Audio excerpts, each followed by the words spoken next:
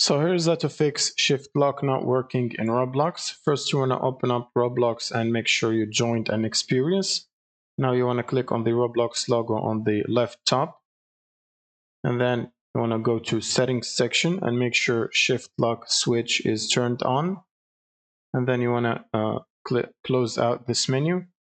Now, if you can't turn it off or turn it on in a specific game mode, that means it's locked by the game mode developer and there is no way to change it. Otherwise, you should be able to change it manually. Also, for the movement mode, you want to make sure it's set to keyboard plus mouse. So under movement mode section, you want to make sure it's set to keyboard plus mouse. Now you can save those changes and then try to test it and see if it works. Now, if that still doesn't work, you want to right click on the start button outside the game, and then you want to go to settings. And from here, you want to click on the gaming section. Now, if you have the option of enable game bar for things like recording turned on, this may interfere with the Roblox shift lock.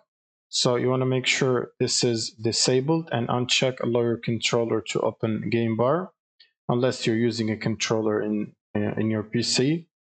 Now you can close out of this and then go back to Roblox and test if that works, and it should generally solve the problem. Thank you guys for watching and subscribe.